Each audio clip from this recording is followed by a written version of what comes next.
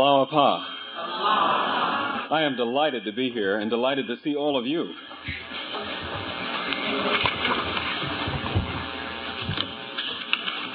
Now, I know that what you're all in the mood for is a speech.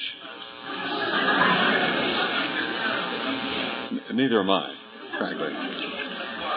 But I think there are so many exciting things happening in the cause that what I really wanted to do was have a family talk.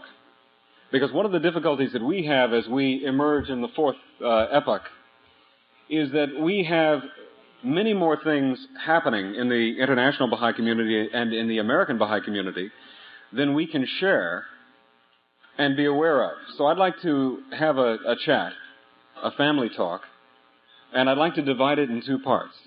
The first part will occur this evening, and we will share some of the exciting developments occurring around the Baha'i world.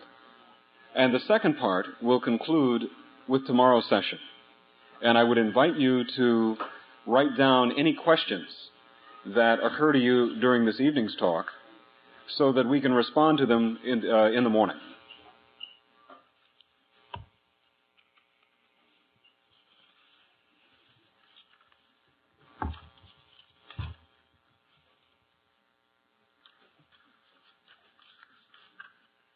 Now, I understand from friends of mine that all of my predecessors have been funny.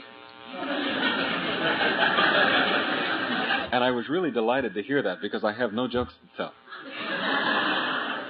I would like to have had jokes to tell. They would be terribly appropriate. But alas, I have no humor to share. In fact, what I'd like to have this family chat about is rather serious stuff. I'd like to share some observations about the exciting developments in the international Baha'i community and in the American Baha'i community that are affecting all of our lives. That's one of those exciting developments. Okay. Developments that are affecting all of our lives. And I'd like to take it back to the Iranian Revolution in 1978 and 79, because that event, perhaps more than any other single event, is having a shaping influence on the development of the Baha'i international community. And I'd like to point at that event both as an impetus for many of the developments we're currently experiencing and have recently experienced, and as an example of the kinds of developments, the kinds of calamities which have been experienced during the life of the cause from the very beginning, and which will only intensify with time. Shoghi Effendi, in God Passes By, talked about the calamities which regularly visited the cause. And he said that no matter how disconcerting these setbacks and reverses were that we have so tragically suffered, that as we look back on them, none of them have failed to arrest the march of the cause or its progress. He says, in fact, viewed in their proper perspective, each of them can be confidently pronounced a blessing in disguise, affording a providential means for the release of a fresh outpouring of celestial strength. So instead of these events being solely negative, blows the cause has sustained, which cause it to falter or stumble, Shoghi Effendi characterizes these seemingly calamitous events as blessings in disguise, affording a providential means for the release of a fresh outpouring of celestial strength, a miraculous escape from imminent and still more dreadful calamities. In other words, if you thought that was bad, it may have been a ransom for some far greater difficulty. An instrument for the fulfillment of age-old prophecies. An agency for the purification and revitalization of the life of the community, and an impetus for the enlargement of its limits and the propagation of its influence, and a compelling evidence of the indestructibility of its cohesive strength. And he made a final observation, and the final observation was that sometimes at the height of the crisis, more often when the crisis has passed, the significance of these trials manifested itself to men's eyes, and the necessity of such experiences has been demonstrated. Now, I share that observation because I want to put the things that I talk about in the context of these developments, often violent, often catastrophic, often costing many, many lives. When we think about the difficulties experienced by our Persian brothers and sisters in Iran, the lives lost, the families shattered, the means of producing wealth for the family, bread and butter, housing, the means of protecting the community, the dissolution of the divine institutions, the unmantling of the administrative order in the cradle of the faith. These are violent and destructive events, and all we can think about is our loss, our sense of tragedy. But Shoghi Effendi warns us not to be consumed by that, but to look, moreover, at the results that will grow out of these sacrifices. That is what we have to aim at, and we have to see that these seemingly calamitous events are blessings in disguise, and do promote a kind of growth that seems to be unachievable by any other means. Let's look at some of the results of this tremendous suffering and sacrifice experienced by our Persian brothers and sisters. First of all, in terms of the purification and revitalization of the life of the community, the Persian Baha'i community was the chief provider of financial means for the Baha'i international community. And yet, despite its dismantling, it was after the Iranian Revolution, after the dismantling of the Persian Baha'i community, that the seat of the Universal House of Justice was completed, that the temple in India will now be dedicated, that the temple in Samoa was dedicated, that Baha'i radio stations were erected in Ecuador, soon in Liberia, and recently in South Carolina. These developments, which had never been achieved before in the Baha'i community, were the result of the purification and revitalization of the life of the community. We found ourselves attacked at the very heart of our community, and the response of the Baha'is internationally was to rise to the occasion, to arise and struggle, and to rededicate themselves to the task of building the world order of Baha'u'llah, building Baha'i community. And instead of being shattered and torn apart, we found ourselves doing things that we had never thought we were able to do. We found ourselves raising social and economic development projects. So many that today in the Baha'i international community, there number over 1,000 social and economic development projects that are the birth of physical community all around the world. Baha'i communities that are raising medical clinics, Baha'i universities, Baha'i radio stations, Baha'i schools for children, agricultural projects, community development projects, actually building houses and huts, hygiene and epidemic control projects, all manner of practical community development activities that go hand in hand with spiritual development activities. Now, this is brand new for us. We had not been engaging in these kinds of activities. The primary focus of our efforts had been to expand our community. But as we saw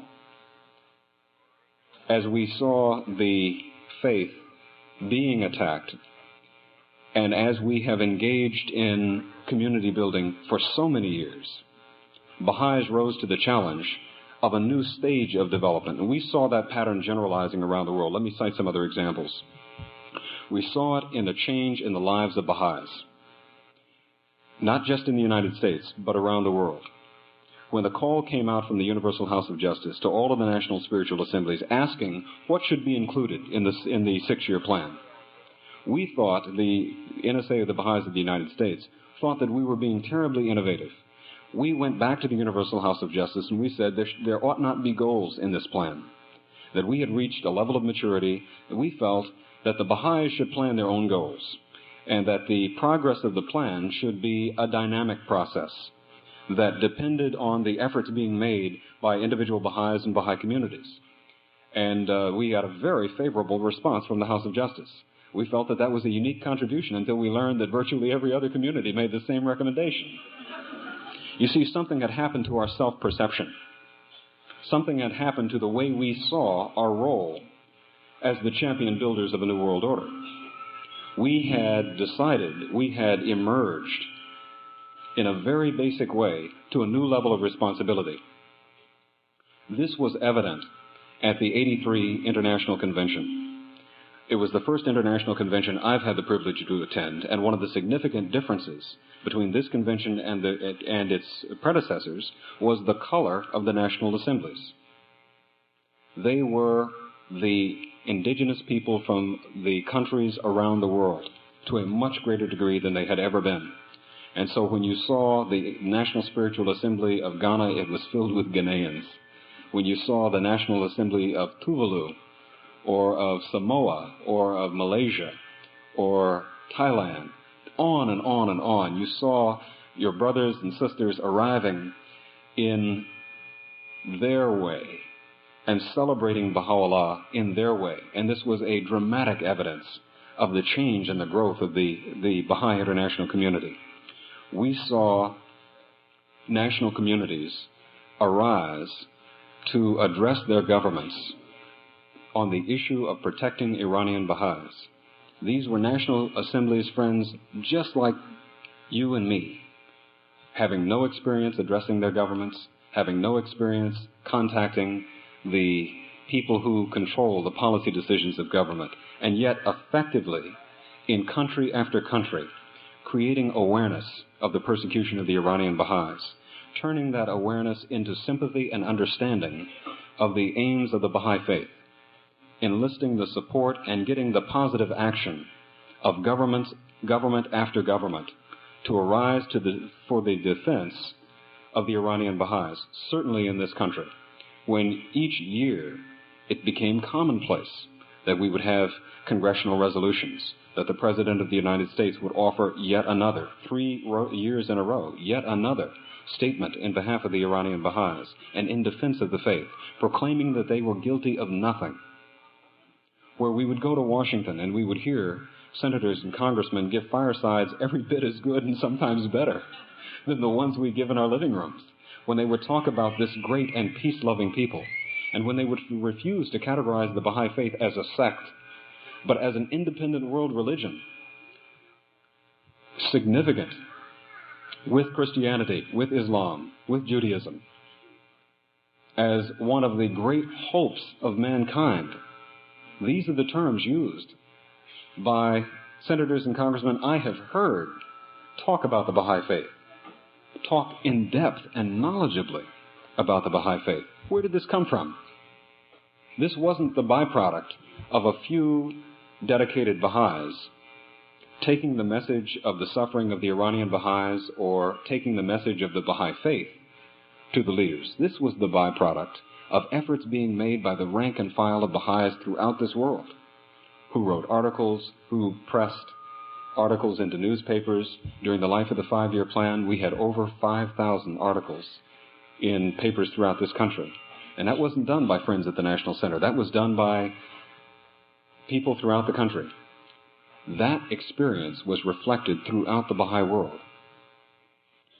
So we see that the purification and revitalization of the cause was one of the direct byproducts of this unfortunate calamity experienced in Iran. But this suffering did not go for nothing. It gave birth to life, to a higher level of spiritual commitment, to a higher level of industry among the Baha'is, to a higher level of community building. Secondly, the Shoghi Effendi talks about these calamities being an impetus for the enlargement of its limits being the limits of the faith, and the propagation of its influence. During the efforts, as the efforts were progressing to bring the attention, call attention to the persecution of the Iranian Baha'is around the world, among world leaders, an atmosphere was created, and it was an atmosphere of trust of the Baha'is and confidence in what they were saying. We developed an international reputation. And it's an amazing thing, you see, because we always look at ourselves as so meek and lowly. We never see ourselves as a significant international community. But we are seen by others as a significant international community. We are seen, for example, as having the most well-developed and outstanding human resource network of any organization in the world, of any kind, for a very simple reason. Anywhere you go, Baha'is believe the same thing. They don't believe two different things.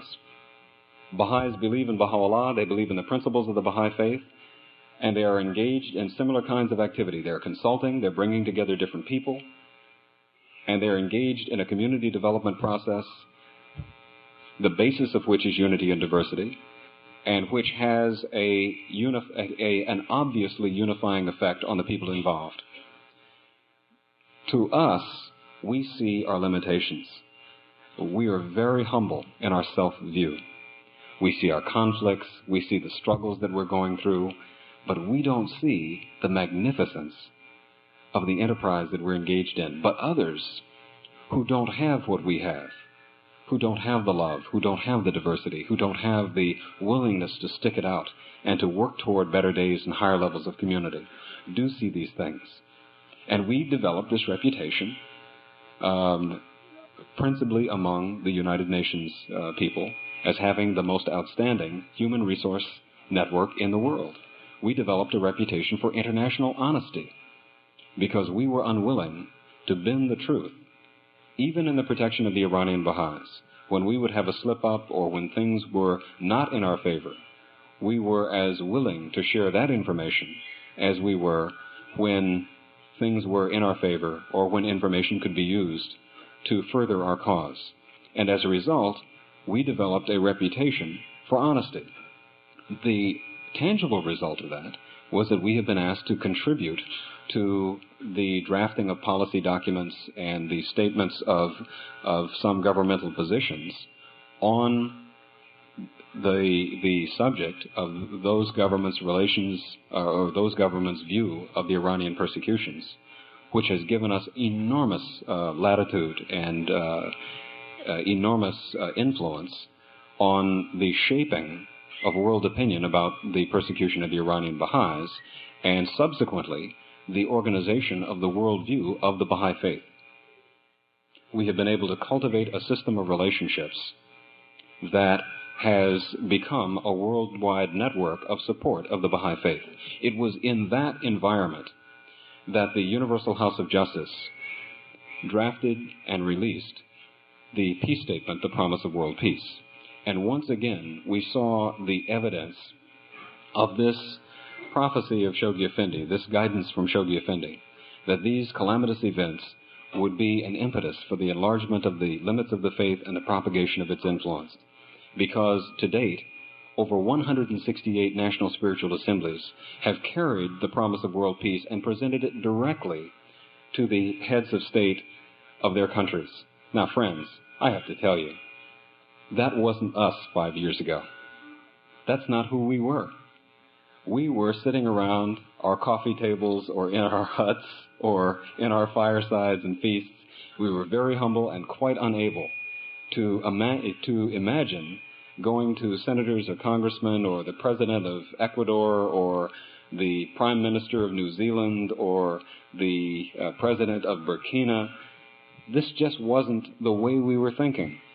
But what happened to us? What changed us? Well, part of what changed us was this spiritual legacy we inherited from those who sacrificed their blood and their lives. So 168 presentations have been made to heads of state around the world, and they were made by people like you and me, who, for some reason, and by the means of some spiritual power, were able to have these consistently effective and productive presentations, and the stories of the acceptance of the heads of state of the peace statement are heartwarming, and they're more than heartwarming. They fill your heart with joy and with tears, because over and over again, what we saw was the power of the word of Baha'u'llah. The heads of state consistently responded to us, saying that this is the vision that humankind lacks. This is the guidance, this is the direction that we have to pursue.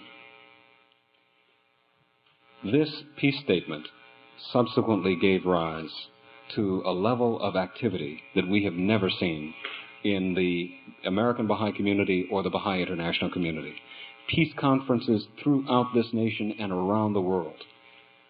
Television shows, radio programs, presentations to elected and civic officials, all springing from this original sacrifice, all springing from the spiritual legacy of the Iranian friends.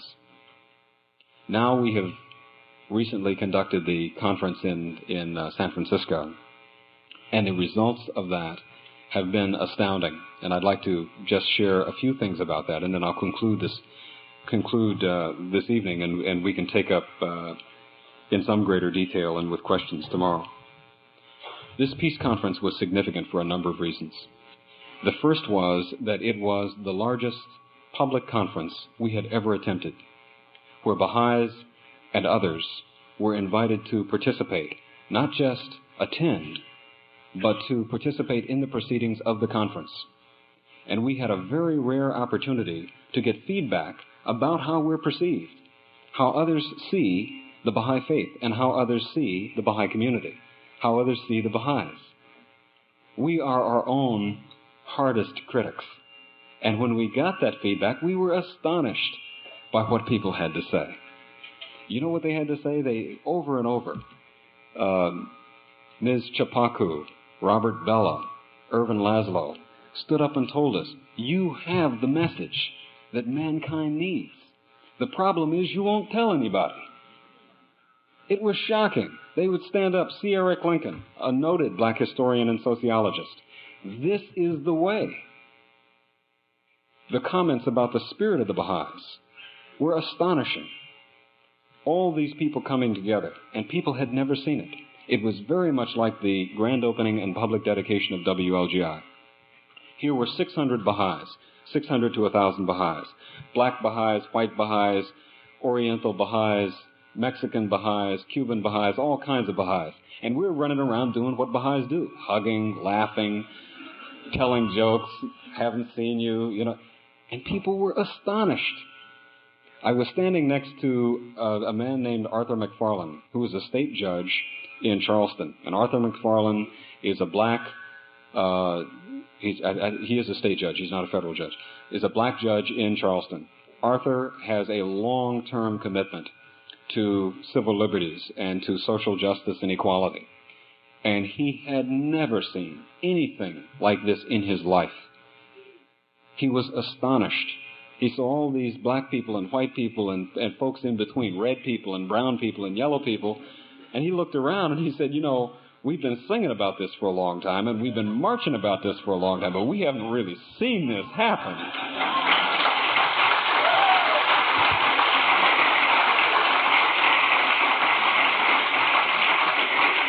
But don't you see that that's who we've become? That is who we are. And that's what we have to take to the rest of humanity. Because all these things we've been trying to do, we are the meek who've inherited the earth. We have the power. You think about this. Baha'u'llah, as a first order of business, addressed the kings and the rulers of the world. It didn't work. They rejected his call. So who did the House of Justice address with the promise of world peace? The peoples of the world. And the destiny of humankind is up to who? Up to you and me. And we have the power given to us by Baha'u'llah. These sacrifices, these calamities that occur,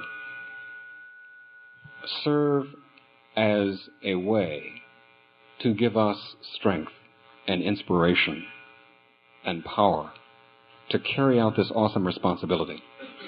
And what I have shared with you this evening is just a glimpse, just the barest fragment of the effects, the results that this power has had. I hope to spend a good deal more time answering questions and tracing some of the specific developments that have occurred. But I'd like to share two things with you. One is that as we look at these developments, we cannot be satisfied with simply making the acquaintance of heads of state. We can't be satisfied that now we know how to make a proclamation to our senator or our mayor or local officials. We can't be satisfied because we have put on a peace conference. And by the way, one of the results of our peace conference is that in the next 5 weeks there are 4 more peace conferences. One among the Spanish believers in Watsonville, and several others in the Bay Area. But these are just stepping stones. We have to remember that we are engaged in a spiritual revolution, in the creation of a new culture where all humanity will be welcome. And it's a brand new thing. We don't know what we'll look like, who we'll be, what kinds of activities we'll be involved in. And we have to expect that our lives will be characterized by these kinds of calamities and disruptions. You know, this is the nature of the Baha'i faith. This is the nature of the spiritual revolution that Baha'u'llah has created. But somehow, Shoghi Effendi assures us that when these calamitous events occur, we can expect great things to happen. And one of the great things that will happen is that we will get the blessings of Baha'u'llah. We will find the strength, we will find the courage, we will find the ability to somehow do things that we never imagined that we could do. We never imagined we could go to presidents and rulers, but we did in 168 countries. We never imagined that we could put on conferences that would attract the attention of a nation, but we did in San Francisco. We never imagined that we could run television shows and build communities at the rate that we're doing now, but we did, and we are. Now, we have much greater things to look forward to, and I'd like to just whet your appetite for tomorrow and hopefully inspire some questions with a passage from the book Peace More Than an End to War. By the way, if you haven't read this book, this is a unmitigated plug for this book. This is a delightful book. Originally, the great calamity was the suffering and sacrifice of Baha'u'llah himself, who bore all manner of suffering and indignities and persecutions for the spiritual salvation of humankind and for the development of the world order of Baha'u'llah.